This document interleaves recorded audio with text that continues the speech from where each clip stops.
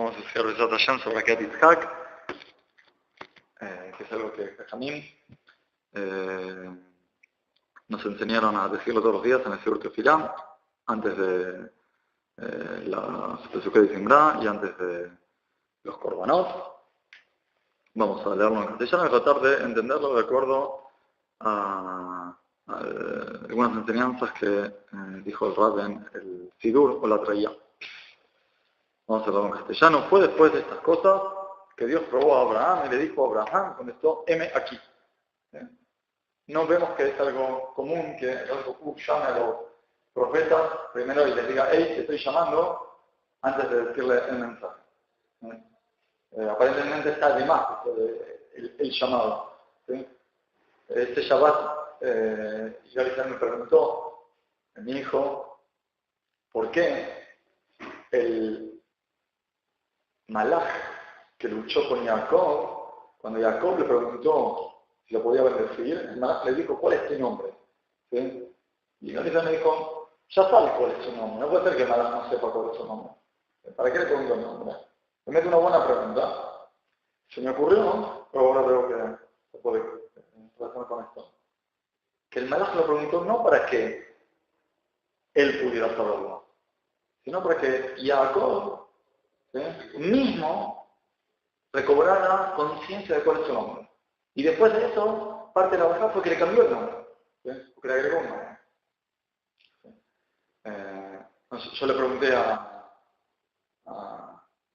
mi hijo, sí, a Igal Israel, ¿vos sabés cuál es tu nombre? Obvio que es mi nombre, Igal Israel.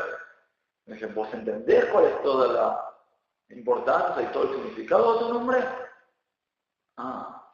Un poquito, ¿sí? Hay veces que uno tiene un nombre, que eso tiene una esencia muy grande. Yo no estoy constantemente pensando en el significado de eso. Entonces, cuando el Malach le preguntó a Jacob, ¿vos sabés cuál es tu nombre? A Jacob. ¿A qué viene el nombre de Jacob? Viene todo el tema de la lucha con Esaú. Para Jacob y sepa May. Bueno, no te voy a llamar Israel, ¿sí?, que tiene que ver con el tema de que pudiste ganar, tuviste éxito, ¿sí? Quizadita en Elohim Petujara, ¿sí? Pudiste luchar incluso con un Malach que pudiste ganar. Y viene el tema de Yashar él, que puede ser recto con Hashem, ¿sí? Y no tenés que seguir actuando con tramoyas y con todo tipo de cosas a veces no muy derechas en la realidad, pero todo acá no a eso. Aquí también entonces le dice a Abraham y como que lo llama a volver a vos, tener conciencia de quién sos. ¿Por qué Abraham tiene que tener conciencia de quién es? Abraham es una persona que vive constantemente, ¿para quién? Para Hashem, para el Klal, para las personas de alrededor. Entonces Hashem le dice, muy bien todo eso que haces, pero baja ahora y sé Abraham la persona particular. Vamos a entender, ¿ok? Y Abraham contesta y dice, Hineni, aquí estoy, yo, Abraham particular. Y le dijo, toma por favor a tu hijo, a tu único, que tú amas, a Isaac, y anda para ti a la tierra de Moria y elévalo allí por holocausto sobre uno de los montes que te diré. Aparentemente todas estas descripciones, tu hijo, a tu único, que tú amas, a Isaac, son tal vez de más, ¿sí? Son redundantes. ¿Sí? El Midrash dice que en cada una de esas descripciones venía Abraham y decía, también Ismael es único de su madre. También a Ismael lo quiero. Cuando le dijo a Isaac, se terminaron las excusas. ¿Sí? ¿Qué iba a decir? ¿Sí? Pero ¿para qué todo esto? Es para que la relación entre Abraham y Isaac es una relación de mirata gesed o mirata kepurá, cuestiones que están por arriba de todos los parámetros de amor conocida, ¿sí? Baja la realidad y se convierta en la relación básica de un padre a su hijo de amor paternal, ¿sí? Quiero que la prueba no sea al Abraham que está todo el tiempo conectado con los máximos ideales y que ve en todo la posibilidad de hacer Kiddush Hashem y Kiddush Shekhinah, quiero que la prueba sea para el Abraham, persona particular, que tiene amor por su hijo, que baja, reconstituir el amor natural para con tu hijo. Ahora, señores, Hashem va a mandar a Abraham a hacer algo enorme, ¿sí? A sacrificar a su hijo, y le dice, anda para ir a la tierra de Moría y elévalo, ya le dice qué es lo que va a tener que hacer, sobre uno de los montes que te diré. ¿Para qué este enigma? ¿Sí? ¿Por qué lo deja con meta, con intención, no sé, con expectativa de no saber qué va a pasar? ¿Sí? ¿Por qué le dice? Ya te voy a decir, ¿no? ¿Cuál es la necesidad de eso? ¿Cómo va a poder saber Abraham dónde va a tener que hacerlo? Más tarde Hashem me va a decir. ¿Cómo le va a decir a Hashem? Cuando llegue más o menos al lugar, le va a decir, ¿no? ¿Cómo Hashem va a decir lo que va a decir?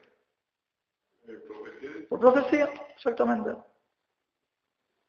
Esto es algo muy significativo.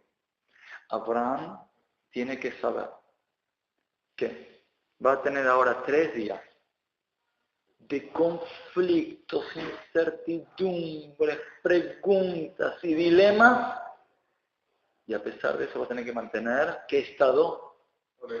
De alegría, porque si no, no va a poder llegar a la profecía. Si quieres cumplir con la mitzvah, en estos 3 días de dilemas, no podés dejar que la tristeza y el yehush y todas las malas midot que pueden llegar a surgir en una situación así de crisis, te venzan. Tenés que mantener la alegría. Se explica el rol. Esto en el tercer pasuk. Madrugó Abraham a la mañana. ¿Para qué nos dicen que madrugó? Nos dice 2 cosas acá. Para decir madrugó. Lo primero es que, si madrugó significa que también durmió. Señores, durmió. ¿Qué podría dormir en una situación así? No, perdón. Esto es antes de los 3 días. ¿Sí? Le dice esto a la noche. Abraham duerme y a la mañana va a tener 3 días de caminata hasta llegar al lugar. O sea que después de haber recibido la orden, Abraham se fue a dormir. ¿Sí? Significa que después de todo, con todos los pensamientos que haber tenido, tuvo que tener una tranquilidad espiritual necesaria como para poder dormir. ¿Sí? No es algo fácil. Piensen ustedes el día antes del viaje acá a Israel, ¿sí? La primera vez. ¿Sí? No es fácil irse a dormir un día así. Abraham Avinu sabe que va a tener que sacrificar a su hijo y se pudo ir a dormir. Pero también se levantó temprano a la mañana. O sea, no quiere esperar, no quiere alargarla, no quiere ver si Ulaya posterga, rechaza, al final se retracta. No. Rápido, como dicen los sabios, los zerizim, los ángeles, se apuran para cumplir las mitzvot. Madrugó Abraham a la mañana, ensilló su asno. ¿Qué necesidad hay de contarme estos detalles? Que él mismo quiere ocuparse de las cosas. Puede haber dicho, vos ocupate de eso, con todos los ayudantes, todos los muchachos, vos prepará esto, vos haces esto, vos cortá esto, vos traes. No. Yo quiero ocuparme de los detalles más pequeños de cada cosa que haga. Tomó a sus 2 mozos con él, y a Isaac su hijo, y partió la leña para el holocausto. Se levantó y fue al lugar que le había dicho Dios. En el día tercero, dice que 3 días de dilema estuvo. 3 días. ¿Se puede creer? Sí. El Midrash cuenta que constantemente en esos 3 días el Satán, ¿sí? O sea, los pensamientos que están identificados con el Satán, ¿sí? Con la parte mala de la persona. Cuando venía a Abraham y le decía, ¿te parece? ¿Te parece que es verdad esto? ¿Te parece que eso es lo que Hashem quiere? ¿Te parece? Vamos a hacer eso. Después de lo que vos enseñaste, después de lo que vos hablabas de humanidad y todas esas cosas, vas a hacer eso. ¿Te parece normal? Abraham vino, persistió con alegría 3 días, a pesar de todos estos pensamientos. Alzó Abraham sus ojos y vio el lugar de lejos. Explíquenme este paso. ¿Alguien me entiende? ¿Cómo vio el lugar de lejos? ¿Qué vio? Si ayer no le había dicho cuál era el lugar. ¿Qué vio?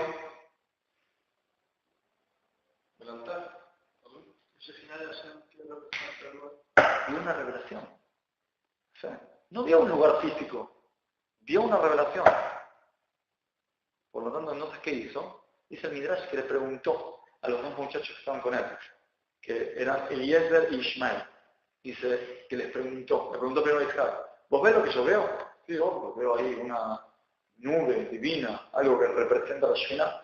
Le preguntó a los muchachos, ¿ustedes ven ahí? ¿Vemos qué? No sé enseguida qué fue el paso que dijo. Entonces dijo Abraham a sus mozos, permanezcan ustedes aquí con el asno. Con el asno. Y yo y el joven nos iremos hasta allí y nos prosternaremos y volveremos a ustedes. Entonces la primera parte es, acá hay una muy marcada diferencia entre lo que Abraham y su hijo captaron y lo que los otros 2 no captaron. Bueno, se los quedan acá, con el asno.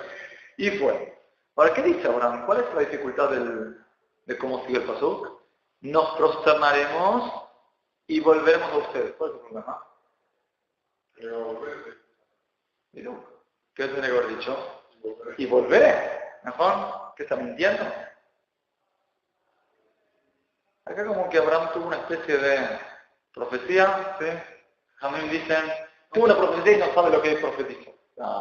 Sintió que algo le salió, porque le salió con lo que sería un acto fallido, pero positivo. ¿Sí? ¿Cómo? Pero igual también había el riesgo de volveré y los otros se dan cuenta y los frenan o tratan de frenar. ¿También? Puede ser que fue para una mentira piadosa para poder matar. No sé. Un buen terror. Tomó Abraham los leños del holocausto y los puso sobre Isaac su hijo, y tomó en su mano el fuego y el cuchillo, y fueron los 2 juntos. ¿Bien? ¿Qué vemos aquí en este pasuk? Primero vemos que habíamos hablado de la capacidad de Abraham de poder amar a su hijo como hijo, con amor natural, ¿no? ¿Qué vemos? Y los puso sobre Isaac, su hijo. ¿Sí? Es redundante, ya sabemos que Isaac es el hijo de Abraham. Mejor no sabe que nos cuente constantemente que es su hijo. El hecho de que la Torah lo remarque es para decirnos, Abraham ya siente acá este amor natural. Así todos los leños y empieza a preparar lo que va a hacer dentro de poquito el sacrificio de su hijo. Toma el cuchillo, piensa lo que significa ese cuchillo en la mano de Abraham. ¿Sí? ¿Sabes que ese cuchillo en pocas horas va a estar ensangrentado con la sangre de su propio hijo? Y fueron como juntos, los 2 juntos. Hasta aquí uno podría haber pensado que Abraham sabía, Isaac no sabía. Entonces, habló Isaac a Abraham, su padre, y dijo, mi padre. Van a constantemente aparecer estas expresiones. Hijo, padre, padre, hijo, hijo, padre, padre, hijo. ¿Para qué? Para ver cómo el amor entre los 2 está fortaleciendo y fortaleciendo y fortaleciendo y fortaleciendo. A diferencia de lo que podríamos haber pensado, que en el momento que Abraham va a pensar en sacrificar a Isaac, Pítome en su mente puede llegar a sentir una alienación, una especie de desconexión emocional, sentimental, y decir, bueno, en este momento él para mí no es más que un ¿qué? Que un cordero, un sacrificio. Ya está, tengo que sacar de la cabeza, me concienticé y lo voy a hacer como un robot. Pero no, constantemente las expresiones de fraternidad, de padre a hijo, las paternales, más bien que fraternales, van a surgir constantemente. Entre medio de esto de que prepara las cosas y tiene el cuchillo en la mano y todo esto lo hace con alegría. Sí. Sí. O sea, sin alienación, esto es algo impresionante, sin que él sienta todo me divido emocionalmente para no tener que sufrir. No, lo hace. No se le dijo, mi padre, con eso, heme aquí, hijo mío. Y dijo, y aquí cae fuego y leño, pero ¿dónde está el cordero para ofrendar el holocausto? La Toba, ¿no? Ben Jajam, pregunta. Le contesta, entonces dijo Abraham, Dios mostrará para él el cordero para el holocausto, hijo mío. ¿Sí? Y Jajamín dicen que, para no mentirle, el pasuk se podía leer también, Dios mostrará para él el cordero, para el holocausto, hijo mío. ¿Entiendes? Para el holocausto, hijo mío. O sea, ¿cuál va a ser el holocausto? Hijo mío. Y el pasuk, ¿cómo sigue? Y fueron los dos juntos. ¿Por qué vuelve a decirme esta expresión? Antes de la pregunta podría haber pensado que Isaac no sabía, iba inocente. Después de la pregunta, Isaac ya entiende muy bien quién es el cordero. ¿Juan? O sea, ahí ya entendía Isaac. Ahí ya entendió. ¿Y cómo sigue el pasuk? Y fueron los dos juntos. Antes de la pregunta y después de la pregunta. Significa que los dos tienen la misma meta. El padre a sacrificar y el hijo a ser sacrificado. Juntos, no se separan. Entonces también es acreditado cierto, cierto Reconocimiento de Isaac, por supuesto. Por supuesto.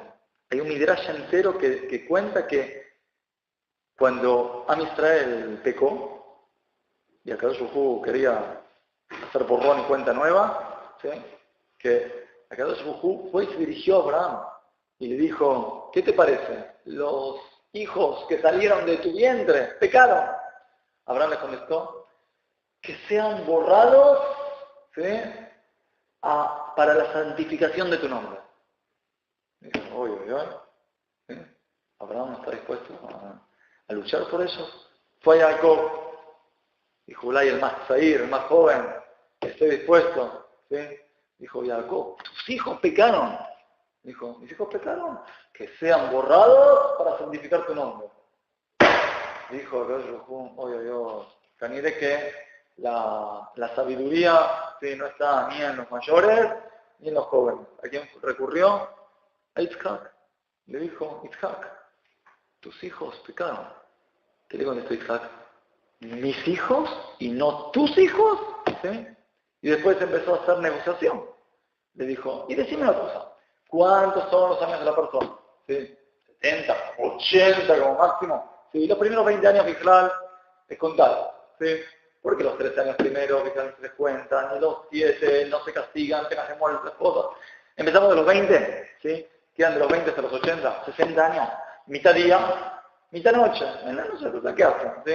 Cuando queda 30. De los 30 quita el tiempo que la gente come, va al baño, todas esas cosas. ¿Qué va a pecar? ¿Cuánto queda? ¿La mitad? 15. ¿Sí? ¿Y vamos a hacer una cosa? Mitad yo, mitad vos. Le dice. Y si no estás dispuesta a hacer miti, acordate que a mí me sacrificaste en el altar y por el sejut de que yo estuve dispuesto, ¿sí? A ser borrado por tu nombre, perdonados. Vemos la fuerza y el verdadero mérito que tuvo Isaac, que gracias a él hizo gracias a él que yo perdonó al pueblo. Todo. Y llegaron al lugar que le había dicho Dios, construyó allí Abraham un altar y dispuso los leños. Llega y, ¿qué significa ordenó los leños? ¿Cómo se toman las cosas Abraham? Eso es lo que se ordenó. ¿Okay? ¿Para qué nos dice la Torah que ordenó los leños? Cada palabra acá de la Torah está contada, está dicha como con gotero está puesta. ¿Para qué la Torah no tiene que contar que ordenó los leños? No es obvio.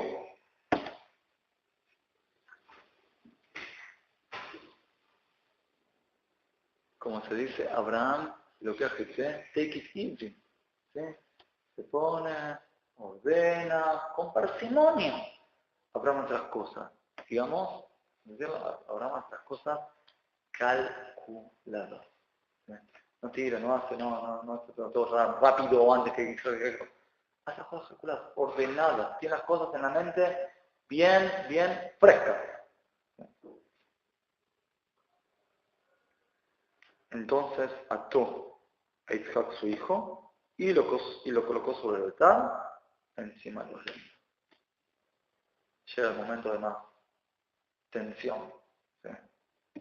Extendió Abraham su mano y tomó el cuchillo para degollar a su hijo. Señor, todos tenemos momentos como estos, a veces momentos más difíciles, momentos más leves, ¿sí? Pero todos tenemos una especie de sensación de que estar con un ser querido, con algo de lo que queremos mucho y nos tenemos que desprender. ¿Sí? No hay nadie que le falte un momento de prueba como este. Me acuerdo una vez, fui a ver al Rab Weizmann, el rabo anterior del Shu, en el estado donde ya no podía hablar. ¿Sí? Se juntó una vez, se comunicaba a través de los ojos. ¿Sí? Me mostraron una especie de tabla con las letras. ¿Sí? Entonces decía primer fila, segunda fila, tercera fila, y él movía los ojos. ¿Sí? Entonces empezaba a tomar la segunda fila, empezaban Kaf, Lamed, Mem, Nun, como yo quería, movía los ojos, esa letra. Imagínense lo que tomaba una oración entera. ¿Sí? Porque para nosotros nos puede llevar 20 segundos de decir, ahí podías estar 15 minutos. Toda una oración. ¿Sí? Así todo siguió así en ese estado, ¿sí? Dirigiendo el YouTube. ¿Sí? Persona que mantuvo, ¿cómo? Era el rap de Yishu. ¿Sí? Y seguían llevándole Sherot de Alajá, seguían llevándole preguntas que tenían que ver con la construcción del Yishu. Y así no se entender como una persona que se cree que todo pasa a través del cuerpo y la fuerza, ¿sí? Esta persona, lo único que le funcionaba, vamos a decir, los últimos meses de vida, fueron la mente y los ojos. Todo esto totalmente dependiente. Pregunta, ¿sí? Todo, ¿sí? Siguió hasta el último día, ¿sí? Estudiando, estando, y en lo que se conectaba dentro de sus posibilidades, sirviendo al tribu. Entonces, cuando me pregunté cómo ver mi dificultad con mi hijo, cómo seguir viendo mi Avodat Hashem, a pesar de que en algún aspecto mi hijo a veces presentaba dificultades de cómo servir a Hashem. Porque a veces por mi hijo tenía que quedarme, no podía ir a hacer una cita con mi ama, o a veces tenía tiempo para estudiar, estaba muy cansado. Me ponía, por supuesto, barreras para algunas cosas. Entonces, ¿cómo tomarlo? ¿Cómo verlo? Entonces, la respuesta fue cada uno con su actividad. ¿Sí? Así fue su respuesta. Me dijo, ve lo que ves tú solo. Esta es la parte que tú te pones. Tenés que ver con una especie de... Llega Abraham en el momento cumbre donde tiene el cuchillo levantado y viene entonces el malaj que le dice, entonces llamó a él un ángel del Eterno desde el cielo y dijo, Abraham, Abraham, y este contestó, heme aquí, soy yo, con todas mis facultades, con toda mi conciencia, con todo mi amor. Y dijo el ángel, no extiendas tu mano hacia el muchacho, ni le hagas nada, porque ahora yo sé que temeroso de Dios eres tú, ya que no privaste a tu hijo, a tu único, de mí. ¿Qué pasó acá? Terminó la prueba, ¿no? No está, muchas gracias. Ya entendí que estás dispuesto. Ahora, frena. ¿No? ¿No? Terminó la prueba, ¿no? Explícalo un poco. Acá recién empieza la segunda prueba. ¿Cuál es la segunda prueba para Abraham? Este es el gran mensaje que vamos a recibir todos. El segundo gran mensaje. El primer gran mensaje, por supuesto, es estar dispuesto a hacer sacrificio de lo que sea necesario para nosotros.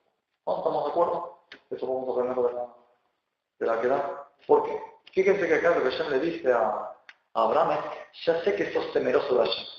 Por supuesto, no nos tenemos que entender como un temor del castigo. Vamos a pensar, ¿qué castigo podría haber castigado Hashem a Abraham si no estaba dispuesto a sacrificar a Isaac? ¿Cuál podría ser el peor castigo? ¿Matar a su hijo? No, entonces ya está. O sea, no hay castigo. No se hace por qué, porque vale la pena jugársela a no hacerlo. Y como máximo es el máximo castigo por eso, o sea, tiene todas las de ganar si no sacrifica a su hijo. Por lo tanto, el hecho que haya ido a sacrificar a su hijo significa que no lo hizo por miedo. ¿Sí? Pero eso le dice, mira, si no cumplís con lo que estoy diciendo, te voy a castigar. ¿Sí? Lo más preciado que tiene Abraham es su hijo. Por lo tanto, si Hashem le dice, si no sacrificas a tu hijo, te voy a quitar toda la plata. Bueno, si no sacrificas a tu hijo, te voy a enfermar. Bueno, si no sacrificas a tu hijo, te voy a, no sé, a incendiar tu carpa. Bueno, ¿sí? ¿Qué me importa? ¿Sí? Lo importante es cuidar a mi hijo. ¿Sí? Entonces, no hay ningún castigo que lo pueda llevar a estimular a Abraham a ir a hacerlo por miedo. ¿No? O sea que, obviamente que no fue un temor del castigo. Obviamente que fue un temor reverencial. Acá entendemos que Abraham llegó a un nivel enorme donde lo más apreciado para él está dispuesto a llevárselo y ofrecérselo yo. Ahora fíjense que hay algo aparentemente redundante en el pasuk. Sí, vamos a verlo primero en hebreo. Cuando el malach se le aparece, le dice, Al tishlach yadeja el ana'an, ve'al da'as lo me'um. No extiendas tu mano hacia el muchacho, ni le hagas nada. ¿Cuál es la necesidad de decirle? No le hagas nada. Ya está. No extiendas tu mano, lo que significa, no lo cortes. Ahora lo estabas por hacer la shejita. No lo hagas. Ya está. ¿Para qué? No le hagas nada. ¿Cuál es la necesidad de decir, no hagas nada? Obvio que Abraham no va a querer hacer nada, ¿no? No, pero no es obvio. Una persona como Abraham Avinu, en el momento que capta un ideal, enseguida ¿qué quiere hacer? Cumplirlo. Llevarlo a la realidad, bajarlo. Llevar de la potencia al acto. Déjame demostrarlo. Quiero mostrarlo. ¿Qué significa no hagas nada? ¿No puedo matar? Déjame por lo menos poquitito cortar un poquitito. Sea un poquitito de sangre por lo menos, un chiquito. No hagas nada. Esta es una prueba muy grande para mí. El hecho de contener ahora y todo este ideal que pensó que era lo mejor que tenía que hacer ahora, frenarlo y no hacer nada y entender ahora todo lo contrario. ¿Qué es lo que tiene que entender? Que Kadosh Baruj Hu, Dafka, no quiere que sacrifique a Yitzhak. Ahora fíjense a qué llegó todo esto. Empezamos en qué. Acá Baruj Hu le dice a Abraham, sea una persona común y corriente, particular, sentimental, emocional y desarrollar nuevamente tu amor natural por tu hijo. ¿Estás dispuesto? Bien. Ahora agárralo y sacrifícalo para mí. Significa que entiendo que ¿qué hay entre mi amor por mi hijo y mi amor por Hashem? Yo lo amo, ¿lo quiero matar? No. ¿Hashem qué me pide? Sacrificarlo. ¿Qué hay entre mi amor por mi hijo y mi amor por Dios? Contradicción, conflicto. Señores, muchas veces sentimos en nuestra vida que Hashem nos pone en conflicto ¿con qué? Con nuestra vida, con nuestro amor, con nuestro sentimiento. ¿Sí? Y el aprendizaje, el segundo aprendizaje de la que da es, si sentís conflicto, significa que no entendiste cuál es el deseo de Hashem. Porque el deseo de Hashem es que no sacrifiques a tu hijo, que no sacrifiques a tu vida, sino que sirvas a Hashem en vida. Yo quiero que Yitzhak no me sirva como una ofrenda en el altar. Corderos tengo un montón. Lo que quiero es a Yitzhak en vida.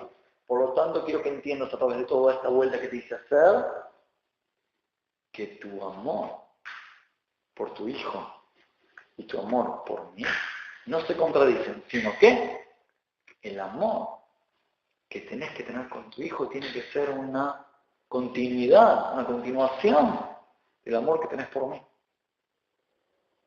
O sea, no tiene que contradecirse.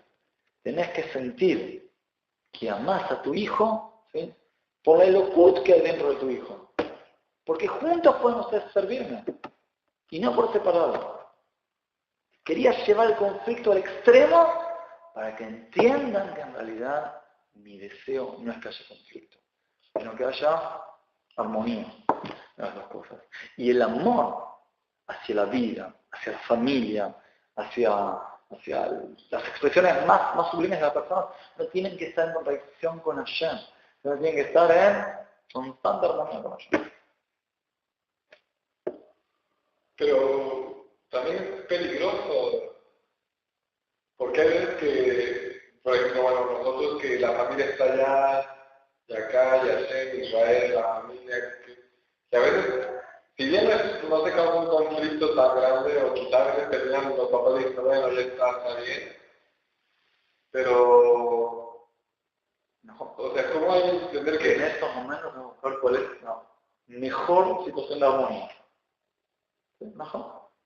pero quizás la mejor de armonía es estar allá y ayudar a que cumplan ellos? Puede ser.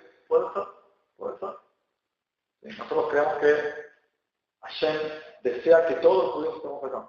¿Sí? Ese es un deseo muy general. ¿Sí? Un deseo muy general. ¿Sí?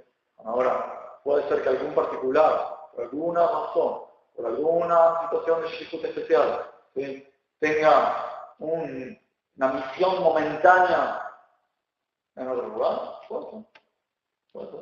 Mejor. Todo. Entonces, vemos acá dos mensajes muy fuertes. El primero, que si bien hay que estar dispuesto a sacrificar, hay que estar dispuesto a hacer todo por Hashem. La verdad es que en el momento que uno busca y trata de entender la situación a mi uno encuentra que Hashem no quiere que sacrifiquemos hasta el punto de tener que ceder. No quiere que busquemos esa manera donde uno puede estar en paz con el amor con su familia, el amor con ¿sí? En los momentos de conflicto, porque lo que buscar cuál es la situación más armónica que se pueda. ¿Sí? Al final, fíjense que cada uno como que le da a Abraham, ¿sí?, esa satisfacción de poder demostrar su ideal en la realidad. ¿A través de qué? El Cordero. ¿Sí? Sabe que Abraham, después de todo su nombre, que no se quedan los ideales, le quiere bajar también a la acción.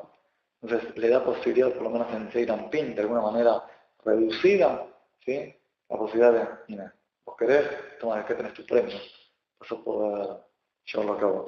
¿Sí? De repente, alzó Abraham sus ojos. Y fíjense que es todavía dentro de una... Alzó sus ojos, ¿sí?, dentro de una situación no de reducción, sino de elevación. Abraham alzó sus ojos y vio. ¿Sí? No es una especie de yush, si no puedo, por lo menos, ¿no? Entendió.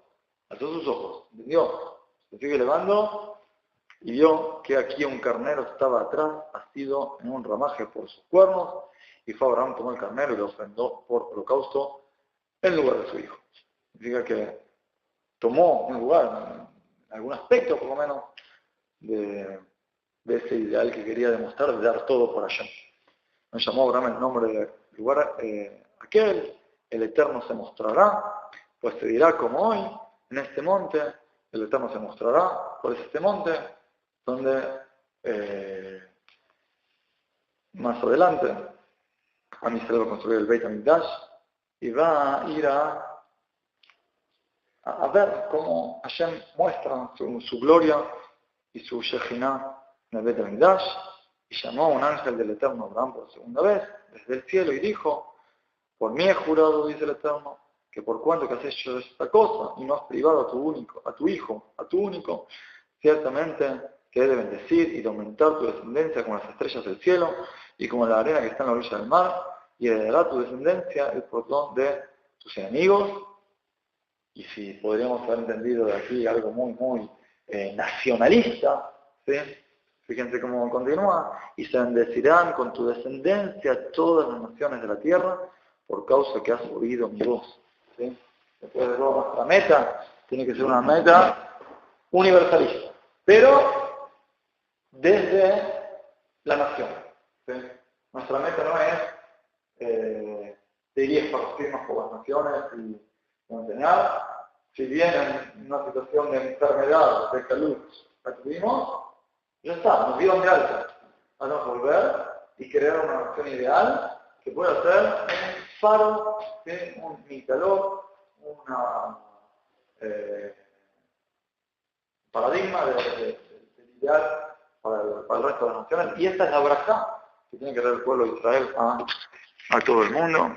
Que Besat Hashem podamos ir por el camino de nuestros padres, estar dispuestos a dar todo por el Eterno, y construyamos una nación donde el amor por Hashem y la vida no estén en conflicto, sino que estén en constante armonía, y que a través de todos los dones y todas las fuerzas que Hashem nos puso a cada uno y uno, y a toda nuestra nación en general, podamos volcarlo todo para el servicio de Hashem y ser luz para las naciones. Amén.